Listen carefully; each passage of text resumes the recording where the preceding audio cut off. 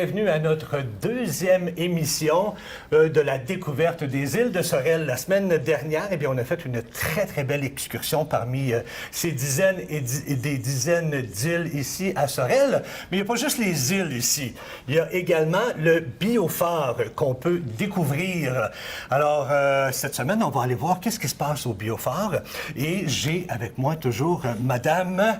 Anne-Marie Dulude. Anne-Marie Dulude, je préfère lui laisser dire son nom parce que moi, j'ai beaucoup de misère avec les noms. Madame Dulude, qui est également directrice du biophare et aussi biologiste, oui. N'est-ce pas? Bonjour à vous. Bonjour. Merci en passant pour cette belle excursion la semaine dernière. Et cette semaine, bien, on rentre en dedans parce qu'ici, à la biophare, est-ce qu'on dit la biophare ou le biophare? Le biophare. Le biophare. Ouais. Eh bien, il y a plusieurs choses à faire ici. Oui. Qu'est-ce qu'il y a à faire entre autres? Des visites d'exposition. Premièrement, on a 3 expositions qu'on présente à l'intérieur du musée. Il y a des animations, il y a des ateliers, on a des camps de jour pour les enfants. On offre aussi des conférences les fins de semaine. Plein d'activités là, qui se passent dans nos murs. Puis, j'imagine aussi que c'est un grand espace, ici, oui. quand même. Là. Oui. Fait qu'on a sûrement des salles qu'on peut louer ou des choses comme ça aussi, je crois, ici. Oui, hein? oui. On peut faire de la location de salles. Pour différents événements? Pour différents événements. Ça va de la réunion à une assemblée générale, à un lancement de livres, de disques, etc. Là. OK. Toutes sortes d'occasions. En plus des excursions, on a aussi une boutique. Oui, on a une belle boutique. On offre aussi une animation à l'extérieur, sur tout le territoire là, de la ville de Sorel-Tracy, qui s'appelle la promenade littéraire. Les gens peuvent réserver leur place, puis sont accompagnés d'un guide du biophare pour faire le tour de la ville. On parle un peu d'histoire, mais on parle surtout des écrivains qui ont été inspirés par cette ville-là ou qui viennent de la ville de Sorel-Tracy. Donc, ou de la région. Fait que c'est une activité qu'on peut faire en plus. Et c'est une visite qui dure, c'est 1h30. longtemps? 1h30 par visite? 1h30 à travers la ville. La visite des expositions, ça peut prendre peut-être 1h30 aussi. On peut avoir la visite guidée des expositions comme on peut la faire nous-mêmes. Okay. Quand on a des enfants, on a des petits guides de jeux pour les enfants, puis qu'ils puissent le faire à leur niveau, là, la visite de nos différentes expositions. Est-ce que je me trompe en disant que j'ai vu des activités justement pour les enfants, ici des classes pour les enfants? Qu'est-ce qu'on fait avec les enfants? Oui, on reçoit du scolaire, beaucoup au printemps puis à l'automne, mais là, en ce moment, on a des camps de jour. Okay. Tout l'été, on a 7 semaines de camps de jour qu'on offre. Donc, c'est des camps de jour avec des très petits groupes, puis on a toutes sortes d'activités. Eux-mêmes vont faire une petite excursion en bateau, pas aussi longue que pour les adultes, mais ils vont quand même un peu dans les îles. Puis, ils font différents ateliers, que ce soit à l'extérieur ou à l'intérieur du biophare, qui abordent différentes thématiques dont on traite dans nos expositions. Puis quand les gens viennent ici pour voir le biophare, les expositions, c'est inclus aussi les excursions, hein, comme on a fait la semaine dernière? Bien, c'est-à-dire que si les gens, en fait, c'est l'inverse, c'est si les gens réservent pour l'excursion nautique, ils ont droit aux visites de nos expositions. Mais quelqu'un peut se présenter ici puis juste prendre la visite de nos différentes expositions. Okay. C'est pas les expositions qui incluent la randonnée nature, mais c'est plus l'inverse. Fait que donc, l'affaire principale ici à le biophare, c'est bien les expositions. Les expositions, on est ouvert à longueur d'année, mais les excursions quand même prennent pas mal de place. On attire pas mal de gens avec ça. Ça, c'est juste l'été. C'est juste l'été. Du début juin, fin mai, jusqu'à début octobre. Fin mai, début octobre. Oui, mais on fait 7 jours par semaine, 2 sorties par jour, et on pourrait même en faire plus. Des fois, on a des demandes spéciales, des groupes d'ornithologues ou des groupes de photographes, ceux qui font de la photographie d'oiseaux ou de milieux naturels, qui préfèrent faire des sorties. Ils peuvent réserver le bateau complet. C'est 12 places seulement. C'est pas un énorme bateau. Donc, on peut les amener de bonne heure le matin ou en soirée. On peut faire des sorties spéciales pour ces groupes-là.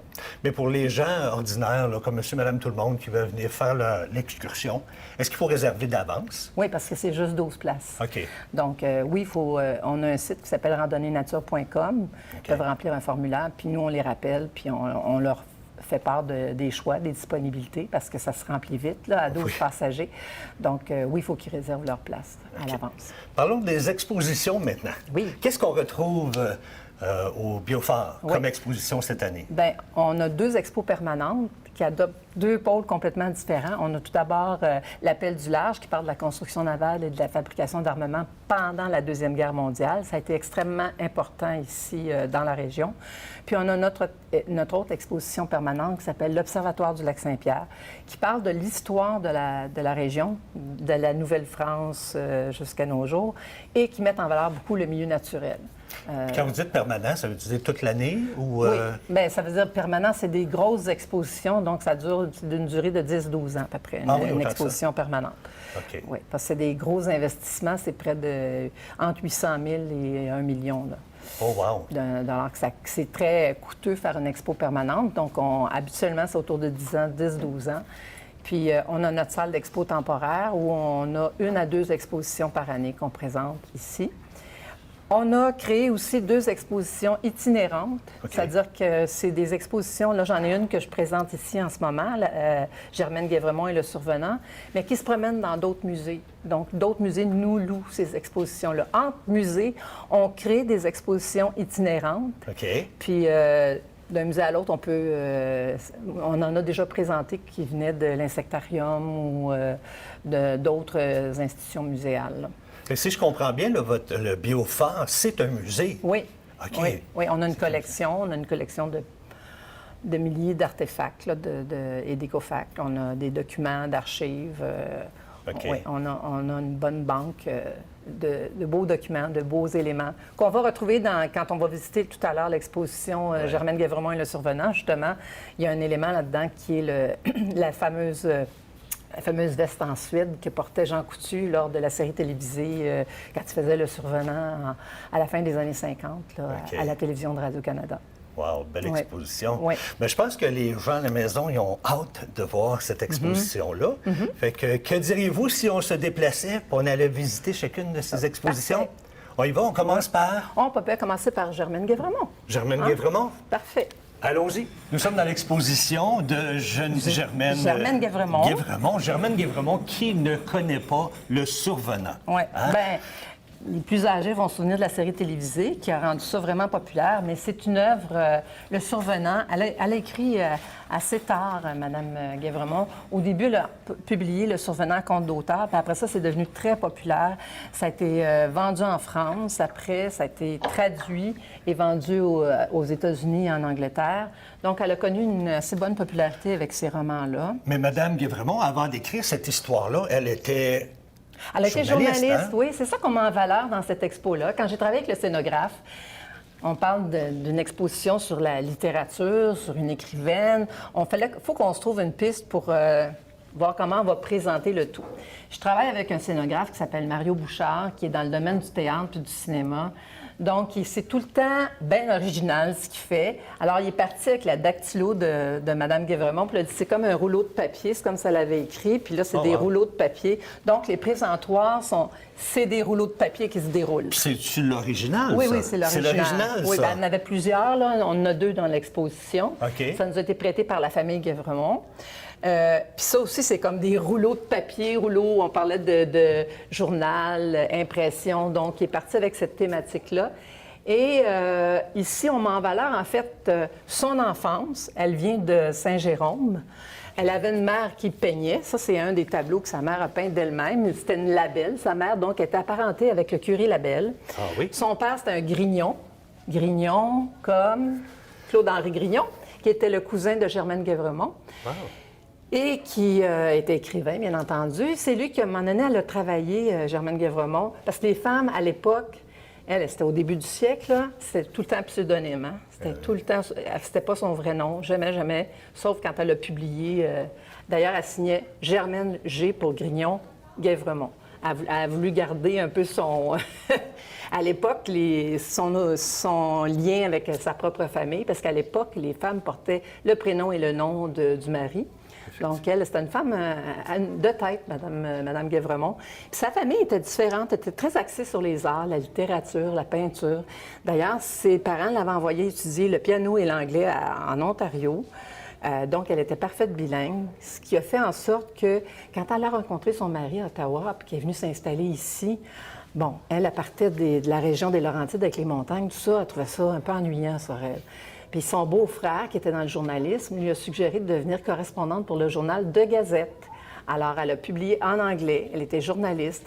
Donc, ça lui a donné toute une expérience en journaliste. Donc, ici, on parle de son expérience en journaliste. Ensuite, on parle de ses écrits. Donc, En pleine terre, qui était un recueil comme de nouvelles. Puis après ça, Le survenant et Marie Didas.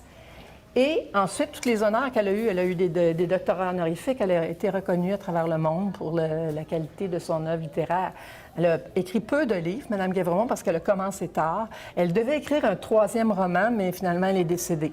En fait, le 3e roman, quand elle a adapté son œuvre littéraire à la télévision, c'était déjà les prémices. La fin de la dernière année, c'était déjà la suite qui devait servir à écrire un 3e roman, qu'elle n'a pas eu le temps d'écrire, mais bon.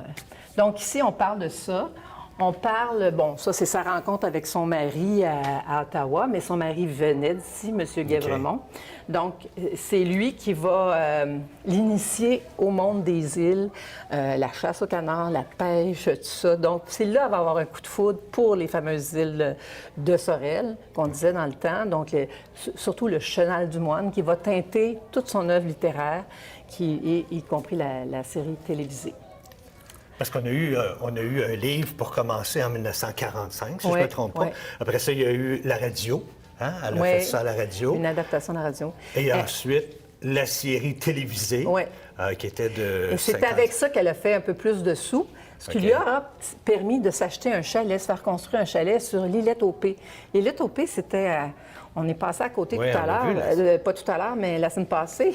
Puis c'était vraiment une toute petite île qui appartenait à son beau-père. Il faisait paître les chevaux là-dessus. Puis là, quand ils en ont hérité, bien, elle a voulu se faire bâtir un chalet.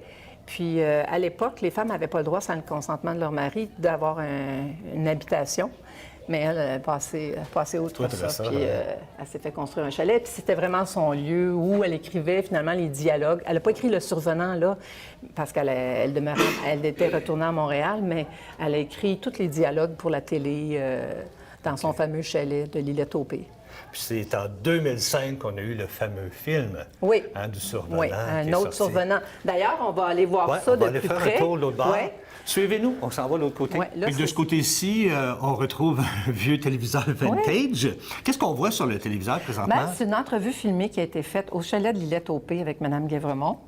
Puis ça a été filmé par l'Office national du film, donc c'était une qualité cinéma. Mme Guévremont rêvait que sa série télévisée soit transposée au grand écran. Puis ça ne s'est pas fait de son vivant. On va attendre beaucoup d'années plus tard avant que ça se fasse, là, le survenant...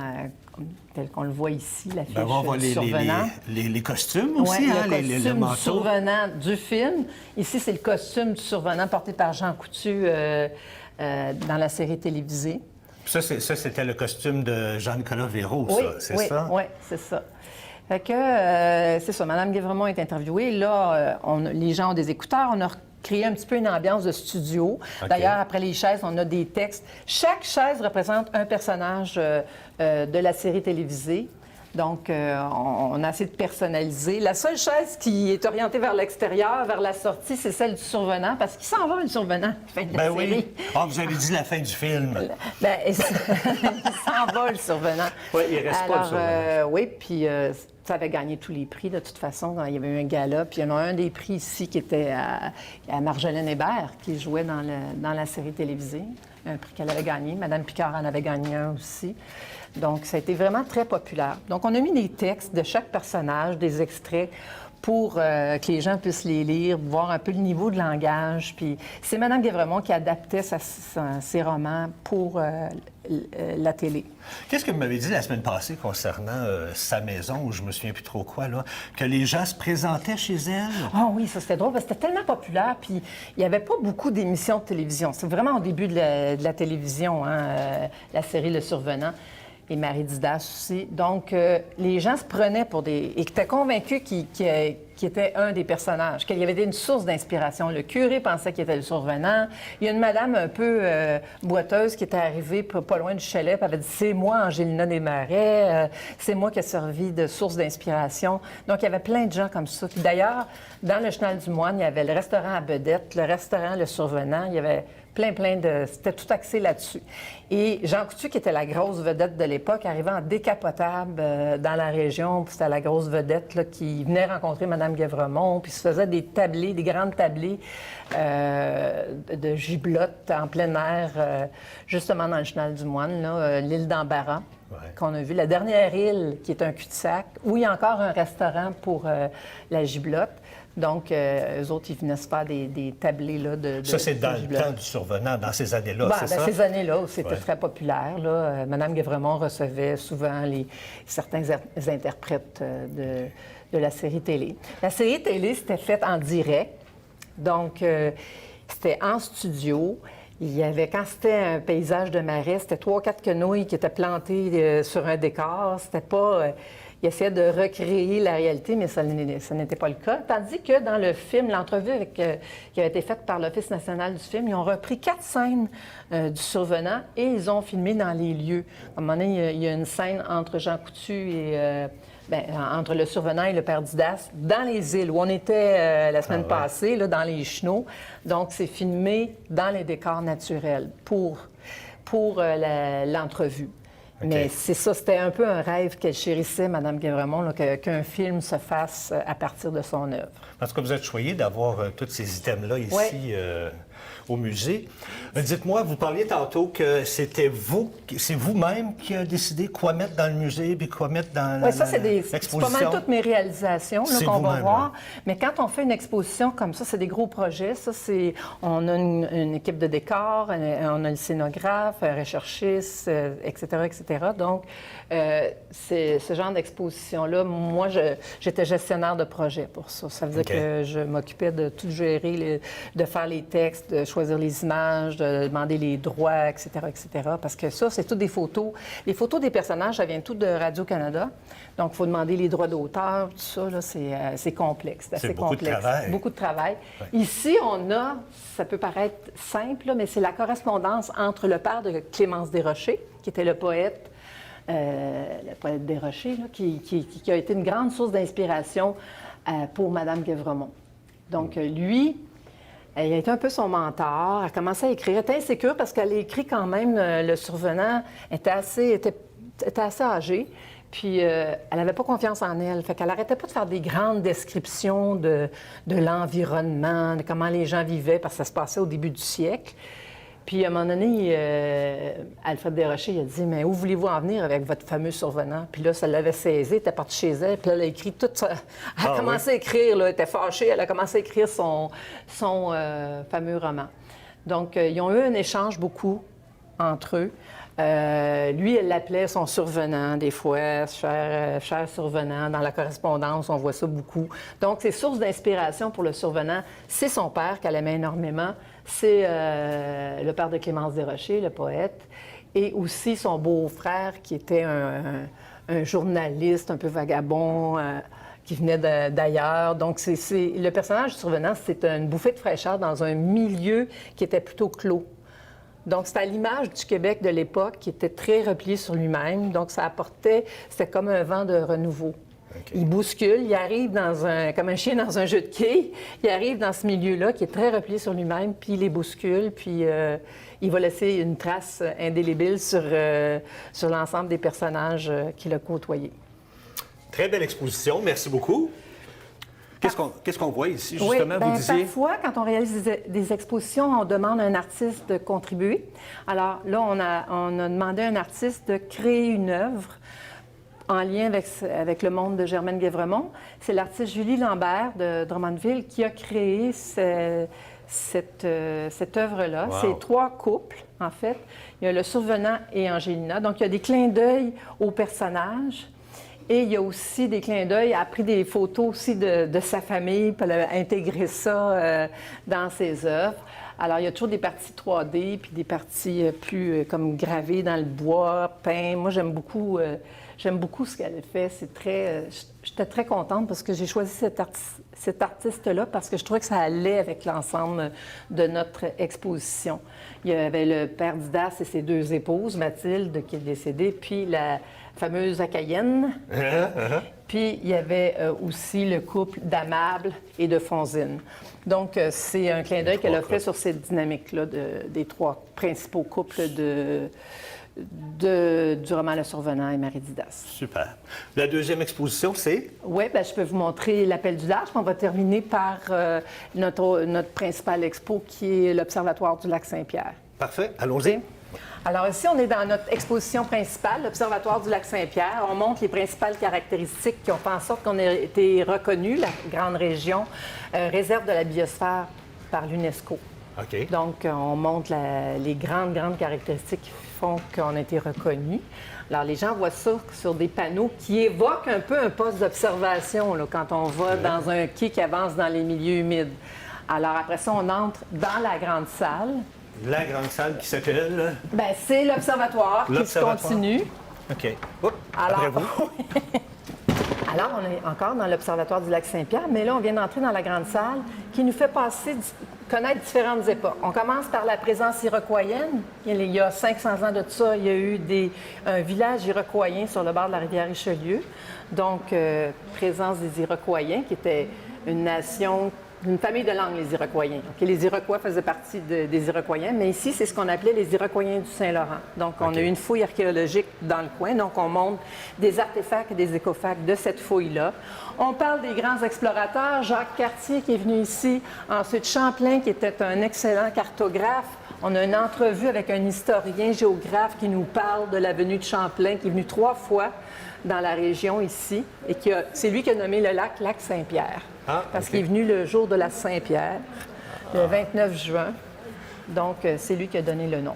Ensuite, on fait un autre bond dans le temps, la présence de la Nouvelle-France. On commence Nouvelle-France. La Nouvelle-France, premier phare sur la rivière, au coin de Richelieu et du fleuve Saint-Laurent.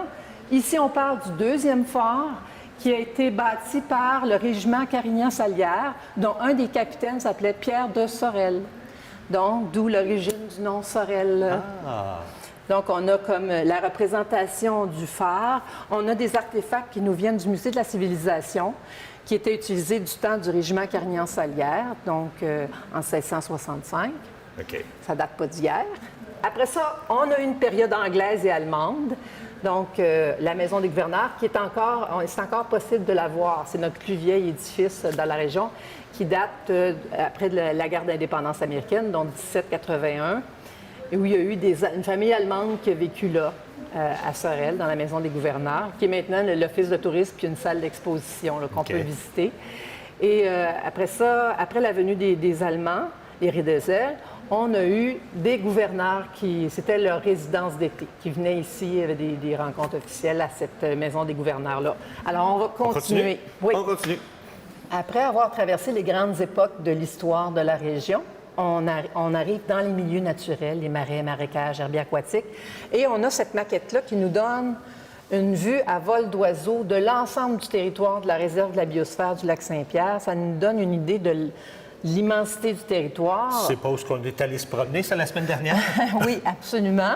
On a fait juste une petite partie du territoire, donc ça a pris 3 heures. Fait qu'on aurait pu facilement passer plusieurs journées dans tout ce territoire-là. Donc, Sorel-Tracy est ici, auprès de la rivière Richelieu. Puis là, vous avez l'immense lac Saint-Pierre et à l'autre bout, vous avez Trois-Rivières. Ce que je montre en bleu ici, c'est le chenal de navigation où passent les navires commerciaux, parce que le lac Saint-Pierre est très peu profond. Donc, il y a un chenal de navigation qui est creusé en plein milieu du lac Saint-Pierre pour permettre le passage des bateaux, des gros bateaux. Donc, ça nous montre l'utilisation du territoire, puis ça permet aux visiteurs qui sont autour de la maquette de voir comment est exploité le territoire, l'agriculture, les endroits où sont les forêts, les usines, les municipalités. Ça donne en un coup d'œil. Tout est indiqué partout. Oui, on a juste à presser le bouton, puis on voit exactement où ça apparaît. On a 24 points d'observation. Ça, là, c'est les communes de l'île du Moine. Il y a quelqu'un qui pèse sur... C'est les communes de l'île du Moine. L'île du Moine, l'île du Pas, puis l'île du Milieu. Donc, ça date du régime français, là où les gens mettaient en commun sur le pâturage seigneurial leurs animaux pendant toute la saison estivale. Pas mal intéressant. Et ensuite, on s'en va vers où? En dessous de l'eau. On s'en va en dessous de l'eau? Oui. Allons-y. Donc ici, on se retrouve sous l'eau. Sous l'eau. C'est magnifique, oui, en passant. En fait, j'avais engagé 2 plongeurs, un qui faisait de la photo, d'autres du film. Et puis, c'était pour une exposition qui se passait sous la surface de l'eau, eau de vie. C'est une expo qui est virtuelle. Puis, les photos ont servi, ça, c'est des plantes aquatiques, donc à faire comme si on était dans une goutte d'eau. Ça, c'est l'idée du scénographe, qu'on soit dans une goutte d'eau, donc sous la surface de l'eau. Donc, on a 2 aquariums avec certaines espèces de la région, des barbottes, un lépisosté, puis parfois on a d'autres espèces, là, ça dépend de ce qui nous est donné. Très beau et très bien fait, je trouve. OK, ici, on montre les différents... C'est la dernière partie de l'observatoire. On montre qu'il y a de la recherche qui se fait dans les îles.